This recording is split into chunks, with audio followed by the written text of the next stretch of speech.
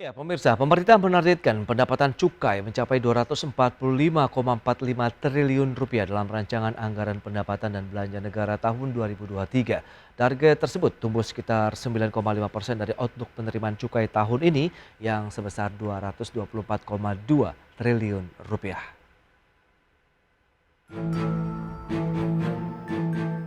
Pemerintah menargetkan pendapatan cukai sebesar 245,45 triliun rupiah dalam rancangan anggaran pendapatan dan belanja negara atau RAPBN 2023. Target tersebut tumbuh 9,5% dari outlook penerimaan cukai tahun ini yang sebesar 224,2 triliun rupiah. Mengutip buku nota keuangan RAPBN 2023, optimalisasi penerimaan cukai akan dilakukan antara lain melalui intensifikasi dan ekstensifikasi cukai dalam rangka mendukung implementasi UU HPP. Intensifikasi cukai dilakukan dengan cara menyesuaikan tarif cukai, terutama cukai hasil tembakau dengan memperhatikan tingkat pertumbuhan ekonomi, laju inflasi, dan faktor pengendalian konsumsi. Selain itu, dalam setiap perumusan kebijakan tarif cukai hasil tembakau, pemerintah juga memperhatikan aspek-aspek yang dikenal dengan 4 pilar kebijakan, yaitu aspek kesehatan melalui pengendalian konsumsi, aspek keberlangsungan industri, aspek penerimaan negara, dan aspek pengendalian rokok ilegal. Sedangkan ekstensifikasi cukai yang dilakukan dengan penerapan barang kena cukai baru berupa plastik dan minuman berpemanis dalam kemasan, pemerintah akan terus menggali potensi penerimaan negara dari barang-barang yang memiliki sifat dan karakteristik tertentu sesuai UU Cukai. Tim Liputan IDX Channel.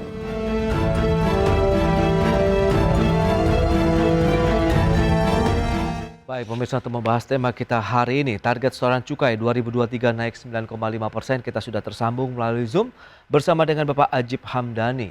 Beliau adalah Ketua Komite Analis Kebijakan Ekonomi Apindo. Ya, halo, selamat pagi, Pak Ajib. Selamat pagi, Mas Pras. Ya, Sehat selalu. salam sehat juga, Pak Ajib. Terima kasih atas waktunya. Ini menarik kalau kita lihat dari target penerimaan cukai di tahun 2023 mendatang. Sementara kita akan review dulu di sepanjang semester 1 tahun ini saja kita lihat naiknya cukup kencang, Pak, 56% atau mencapai sekitar 167 triliun rupiah. Apa yang bisa kita review dari penerimaan cukai di sepanjang semester 1 tahun ini?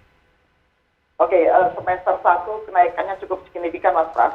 Karena pertama kita lihat ada dua catatan secara khusus. Yang pertama adalah dari awal sejak Januari 2022 terjadi rata-rata kenaikan cukai, terutama cukai hasil tembakau, di mana CHT ini memberikan kontribusi paling signifikan terhadap overall penerimaan kepabeanan kita.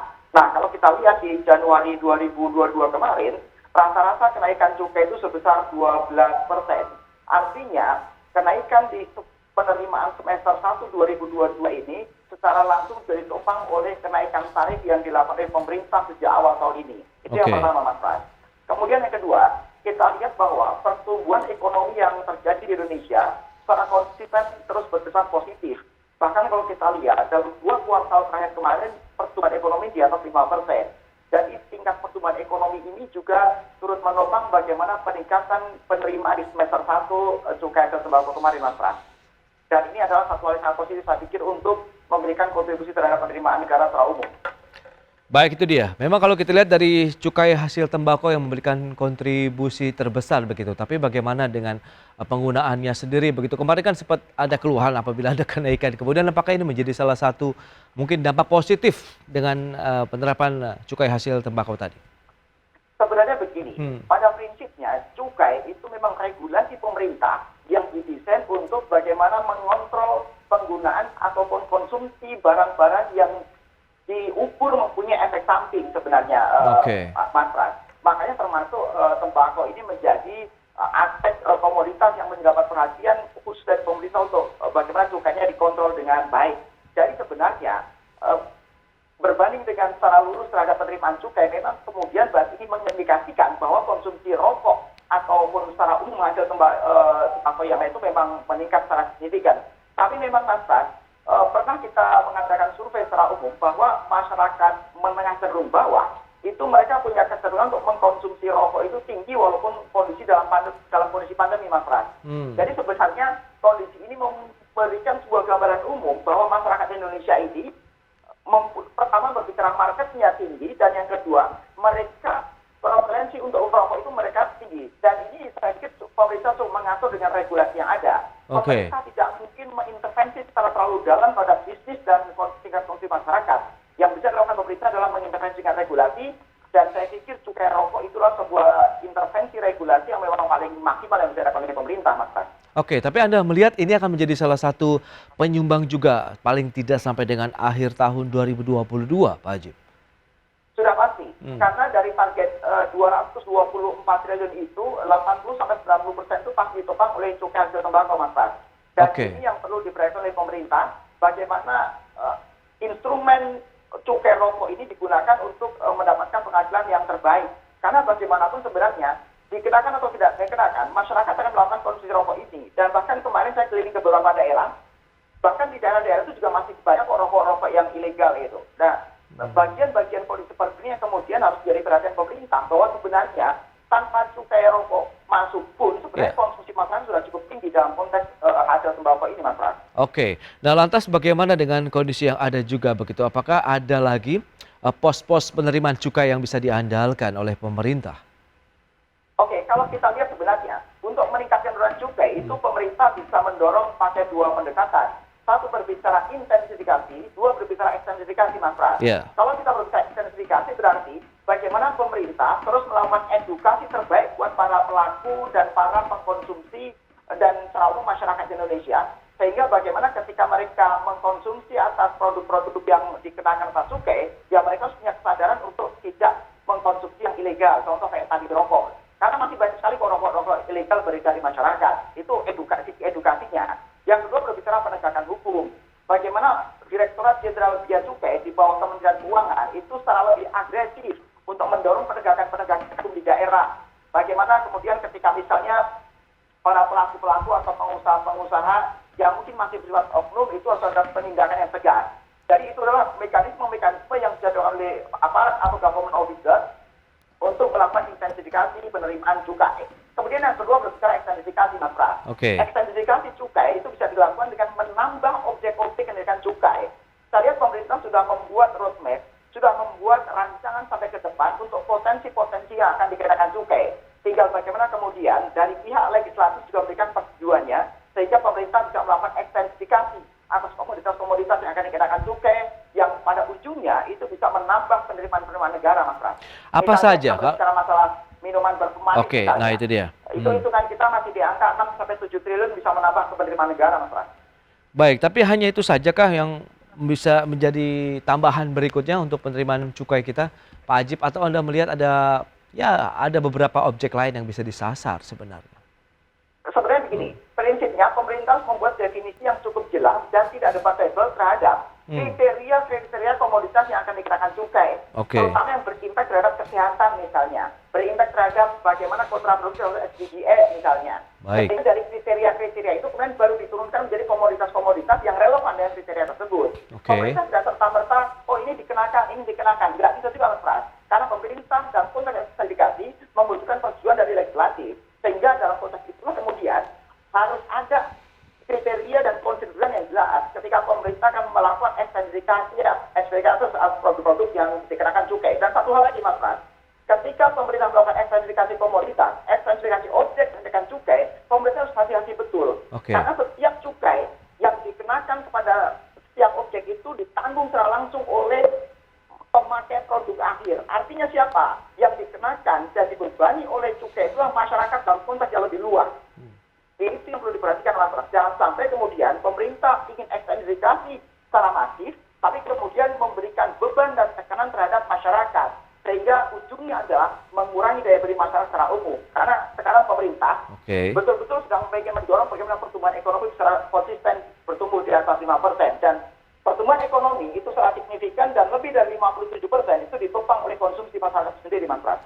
Baik, tapi Anda katakan tadi memang ekses dari penerapan cukai ini adalah terhadap produk yang memberikan dampak tertentu begitu ya kepada masyarakat tadi seperti rokok, kemudian minuman berpemanis begitu. Apakah memang ini menjadi suatu hal yang disasar untuk bisa paling tidak menurunkan memang konsumsinya karena memang ada ekses tadi?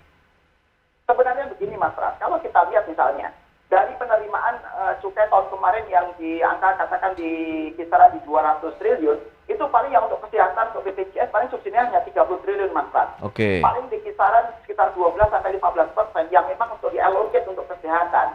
Artinya apa? Sebenarnya juga tidak ada hitung-hitungan secara langsung apakah misalnya ekses dari merokok atau ekses minuman berpemanis ini misalnya memberikan dampak secara langsung terhadap tingkat kesehatan masyarakat yang menurun misalnya. Oke. Karena variabel-variabel yang lain juga cukup banyak.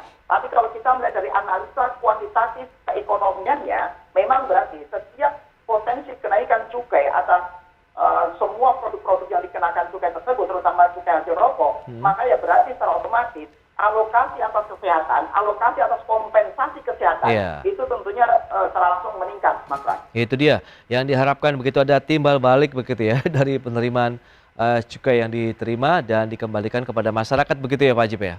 Ya, itulah prinsip dari fungsi pengenaan cukai. Dan yang perlu diperhatikan Mas Pras, bagaimana dana bagi hasil yang diberikan dari pusat ke daerah itu betul-betul bisa optimal kembali kepada masyarakat. Karena sekali lagi berbicara cukai itu yang dibebankan adalah kepada para pemakai akhir atau masyarakat luas, Mas Pras, bukan pengusahanya. Oke, berikut ini kami sampaikan infografik untuk Anda terkait dengan penerimaan cukai per semester 1 tahun 2022. Oke, seperti yang bisa Anda saksikan di layar televisi Anda, ini tercatat 91,4 triliun rupiah atau sekitar 40,42% dari target yang ditetapkan 203,92 triliun rupiah di tahun 2022. Itu capaian untuk penerimaan cukai di semester 1 tahun ini. Kemudian bagaimana dengan realisasi penerimaan cukai pada semester 1? Cukai hasil tembakau 117,06 triliun rupiah. Kemudian minuman mengandung etil alkohol 3,19 triliun rupiah. Kemudian ada etil alkohol sekitar 60 miliar rupiah. Itu dia untuk realisasi penerimaan cukai di semester 1 tahun ini. Ada tembakau, etil alkohol, ini juga beberapa hal yang kita bisa sampaikan berikutnya. Target penerimaan cukai tahun 2022 224,2 triliun, sementara di tahun depan ada kenaikan 9,5% menjadi 245,45 triliun rupiah. Baik, kita akan lanjutkan kembali perbincangan bersama dengan Bapak Ajib Hamdani, Ketua Komite Analis Kebijakan Ekonomi APindo. Ya, Pak Ajib, kalau kita lihat data yang tadi sudah disampaikan begitu 40,42% di semester 1 tahun ini untuk penerimaan cukai, Anda melihat potensinya masih akan tetap terbuka sampai dengan akhir tahun sebelum kita membahas bagaimana target di tahun depan. Ya, Mas Pras, kalau kita lihat bagaimana di semester 1 ini peningkatannya karena ditopang oleh kenaikan tarif yang dilakukan tahun 2022 dan juga tingkat konsumsi yang terus potensinya positif, maka artinya kalau kita lihat sampai dengan akhir tahun trennya juga akan mengalami hal yang sama. Artinya bagaimana pertumbuhan ekonomi proyeksinya masih di atas 5%, dan bahkan kalau kita lihat target dari pemerintah itu secara agregat pertumbuhan ekonomi di angka 5,2%. Kalau asumsi ini kita pakai, maka potensi penerimaan di semester 1 akan terus secara konsisten akan juga naik sampai dengan akhir tahun 2022 ini, Mas Ras. Baik, tapi kalau kita lihat dengan beberapa realisasi penerimaan cukainya sendiri, tadi hasil tembakau 117 triliun, kemudian etil alkohol atau etanol itu 3,19 triliun dan etil alkohol 60 miliar rupiah begitu. Apakah memang ini adalah pos-pos yang akan tetap dikejar oleh pemerintah? Sudah pasti, karena cukai hasil tembakau itu menopang lebih dari 90% dari penerimaan cukai secara umum. Baik. Dan kalau kita lihat, penerimaan tahun 2021 itu over target, Mas Pras. Jadi pencapaiannya lebih dari 100%. Artinya, pemerintah juga punya optimisme yang sama bahwa tahun 2022 akhir nanti, maka penerimaan cukai secara umum juga akan terlampaui. Itu yang dilakukan secara full effort oleh pemerintah, Mas Pras. Baik, lantas bagaimana dengan proyeksi Anda di tahun 2023 naik 9,5% untuk penerimaan cukai dibandingkan tahun ini. Oke, kita lihat bagaimana proyeksi 2023 sekarang Mas Pras. Pemerintah bagaimanapun terus akan berharap bagaimana tingkat konsumsi bisa terjaga dengan baik. Dan Oke. harapan kita tahun 2023 kembali pertumbuhan ekonomi konsisten di atas 5%, maka sebenarnya target 9% itu masih relatif achievable. Dengan catatan, pemerintah juga kembali mendorong kenaikan tingkat tarifnya. Makanya kemudian pemerintah sekarang sedang mengevaluasi apakah 2023 nanti cukai hasil tembakau kembali akan ditingkatkan atau tidak. Ini yang perlu menjadi bahan diskusi lebih lengkap dan lebih komprehensif Mas Pras. Karena tahun 2023 masyarakat dihadapkan dengan banyak kompleksitas. Oke. Termasuk misalnya dengan adanya potensi kenaikan BBM misalnya. Maka kalau kondisi-kondisi seperti ini tidak diatur secara presisi oleh pemerintah, maka efeknya adalah peningkatan inflasi yang cukup signifikan. Artinya ketika pertumbuhan ekonomi tinggi tapi inflasi juga tinggi, ini yang terkena dampak paling signifikan adalah masyarakat, dan masyarakat menengah cenderung bawah. Ini yang perlu diperhatikan oleh pemerintah, Mas Pras. Sekali lagi kalau berbicara targetnya achievable atau tidak, 2022 kita sangat optimis ini achievable. Tapi pertanyaannya adalah, apakah tahun 2023 itu achievable atau tidak? Itu masih 50-50 karena pertumbuhan ekonomi 5%. Makanya pemerintah kemudian menopang potensi penerimaan di 2023 dengan mengusulkan kembali kenaikan tarif. Oke. Itu yang akan dilakukan oleh pemerintah, Mas Pras. Tapi sekali lagi, dalam konteks menaikkan tarif CHT, karena kita 2022 baru dinaikkan, pemerintah harus mempertimbangkan ulang apakah 2023 akan dinaikkan atau tidak. Karena sekali lagi, Mas Pras, setiap kenaikan cukai itu akan langsung dibebankan pada masyarakat. Hampir pasti tidak ada pengusaha yang mau mengabsorb kenaikan CHT ini untuk mengurangi keuntungan perusahaan. Oke. Kira-kira begitu, Mas Pras. Berarti akan ada tambahan beban lagi masyarakat di tahun depan begitu dengan adanya Sudah pasti. rencana. Oke. Ketika pemerintah kemudian mengedepankan desain dan kemungkinan kenaikan tarif cukai tembakau, padahal sekali lagi ini berbicara masalah rokok, berbicara masalah produk-produk turunan dari tembakau yang lain, yang mengkonsumsi masyarakat luas, dan bahkan sekali lagi perlu kita cermati di masyarakat yang cenderung bawah itu mereka lebih baik ini studi yang kita lakukan di lapangan, Mas Pras. Oke. Ketika mereka memilih membeli beras atau rokok, karena mereka lebih memilih rokok. Jadi artinya ketika kemudian cukai dinaikkan, maka secara langsung tingkat inflasi akan berkorelasi secara positif. Itu yang perlu diperhatikan oleh pemerintah, Mas Pras. Oke, tapi Anda katakan tadi masih 50-50 peluang tercapai dari target kenaikan 9,5% tadi untuk penerimaan cukai negara, Pak Ajib ya. Dengan catatan pemerintah konsisten tidak menaikkan tarif JHT itu 50-50. Tapi kalau pemerintah menaikkan tarifnya kemudian naiknya 12%, 13%, ya itu udah hampir pasti akan menjadi achievable, Mas Pras. Itu yang perlu diperhatikan. Makanya pemerintah itu kan akan mendorong langkah-langkah bersifat praktis dan pragmatis bagaimana targetnya achievable. Kalau kita relevan berbicara asumsi ekonomi makronya pertumbuhan ekonomi 5%, target kenaikan cukainya 5% masih masuk akal. Tapi kemudian kalau targetnya dinaikkan 9%, berarti pemerintah harus mencari cara lain. Tidak hanya bisa mengandalkan dari potensi berbanding lurusnya pertumbuhan ekonomi, harus ada cara lain. Kalau nggak intensifikasi. Itu rumus yang paling mendasar untuk menaikkan penerimaan negara, Mas Pras. Baik, kita akan lihat bagaimana nanti potensinya di tahun depan. Semoga target sesuai tapi tidak terlalu membebani masyarakat juga pada ujungnya begitu. Pak Ajib, terima kasih banyak atas waktu dan sharing yang Anda berikan. Selamat melanjutkan aktivitas Anda kembali dan salam sehat Pak Ajib. Terima kasih. Sama-sama, sampai ketemu, Mas Pras. Terima kasih. Baik pemirsa, 1 jam sudah saya menemani Anda dalam Market Review. Saya Prasetyo Wibowo beserta kerabat kerja yang bertugas undur diri. Terima kasih dan sampai jumpa. Buat